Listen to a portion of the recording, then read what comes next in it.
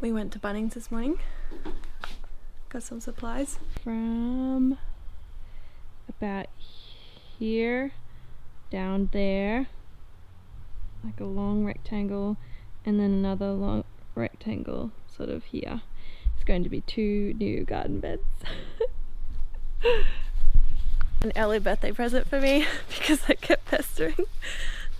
I tried to not pester too much, but because we're going to hack up all the grass. We're going to cut up all the grass because we'll have to level it a bit, because down here, I don't know if you can see, but it kind of slopes down into this corner. Around about here, I think, is where the end of the beds will be. So there's going to be about 2.4 meters gap here, and the beds will start, the first one will start here and the second one will start over there, and they'll go up and they'll be 4.8 meters long, and then there'll be about 2.4 meters in front of the tank as well, so there'll be plenty of room around the outside. We're going to have about 1.2 meter gap here, and then the beds will be 1.2 meters, and then there'll be a gap in the middle. The main walkway will be 1.2, and then the other bed will also be 1.2. And then I'll have lots more veggies, lots of tomatoes. Going to do some corn. It's going to be excellent though, because then hopefully I can get some fruit fly netting. I'm thinking about doing one of the beds mostly just tomatoes, so that then I can net that, because they're going to be bigger tomatoes, and it's possible that they might be more attacked by the fruit fly than if I was growing smaller cherry ones. The cherry ones did fine here, but as a preventative, because I really want to grow these tomatoes to taste them but also save the seeds. So we just went to Bunnings and got all of our supplies, kept our distance from everybody as we need to, and we've got string line and a pneumatic to dig up the ground and level everything out and get it ready. So yeah, my birthday's not for 2 weeks, but this is going to be excellent, and it's a pretty cool project to be able to do together. We just mowed and cleared out a bunch of old grass. Now we're just going to measure out the area that we want, so that we can grade the area. Grade it. We're flatten it all. This is the furthest garden bed's going to come straight flush across here. Okay. This wooden plank that we've got is 480. Well, I mean, yeah. It's not yeah. using it for just at the moment. But like that's the length that the bed's going to be. But now this bed, or this little beam, should be square with that fence.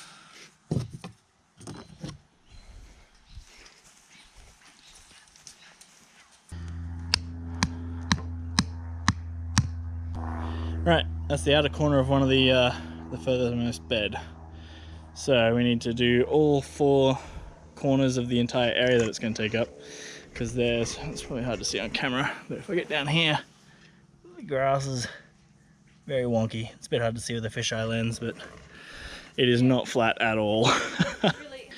Hello, I'm Luke, the husband.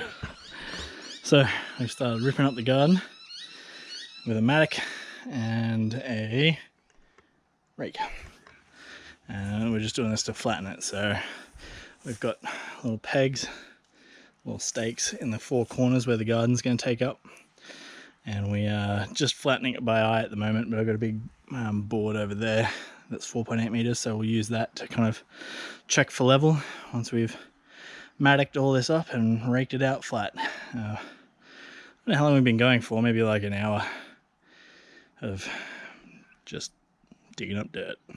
Good fun. We have flattened this a lot more than it was before. Probably doesn't show too well on a GoPro video with the fisheye lens, but it's certainly a lot flatter than it was. We've also staked out the corners of the garden beds. So the corner, that's one, yep, that's one there. So the garden beds are 1200 wide, and conveniently it's 4800 to the very edge of the garage, so we can fit 1200 into 4800 exactly 4 times. So we've got 1200 from the fence to the first bed, and yep, which is the walkway, and then a 1200 bed, 1200 walkway, 1200 bed. So that's what the little stakes are.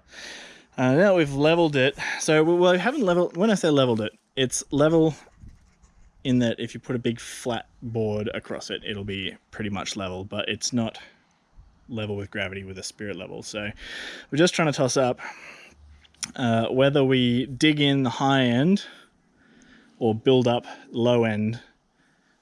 Possibly a little bit of both, but the boards that we're going to be using for the side of the garden bed are only 200 mil high, so digging it in, there's not actually going to leave too much at this end.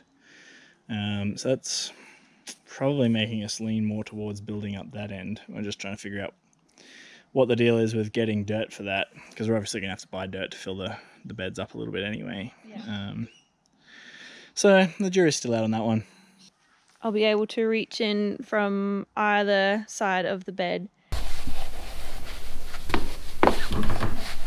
We're starting the beds today. We just finished these two today. Screwed them all together.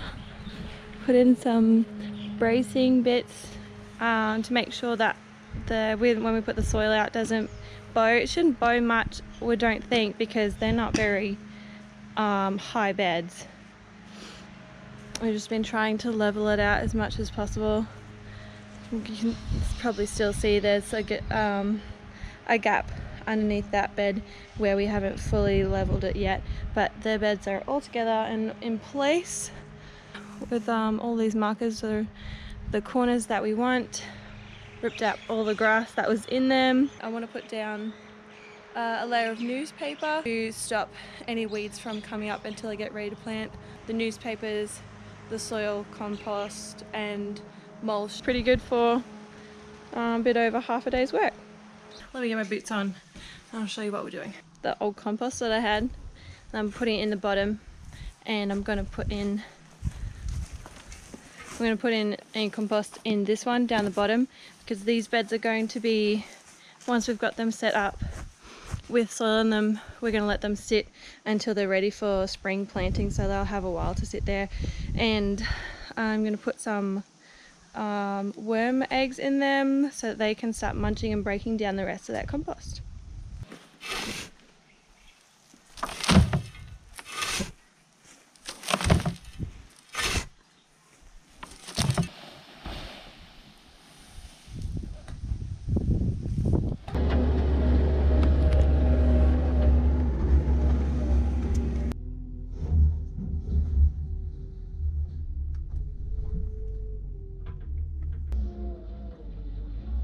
This is excellent. We're getting our second trailer load of garden soil mix for our garden beds. The first layer's already in and we're getting our second one to do the second bed. When we get back, we're going to lay down some newspaper, wet it a little bit, and then we'll also put in a little bit of fresh compost at the bottom and then fill the top of the beds with the soil.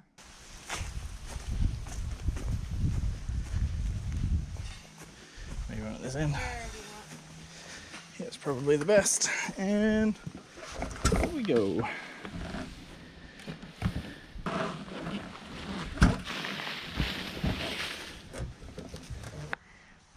We're going to put some of these in.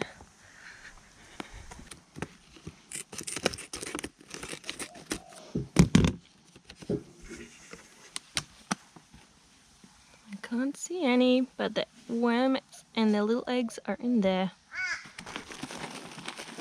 Is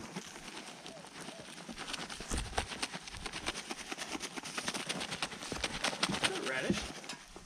Yes. Don't pull it out. Oh, I thought it was growing there.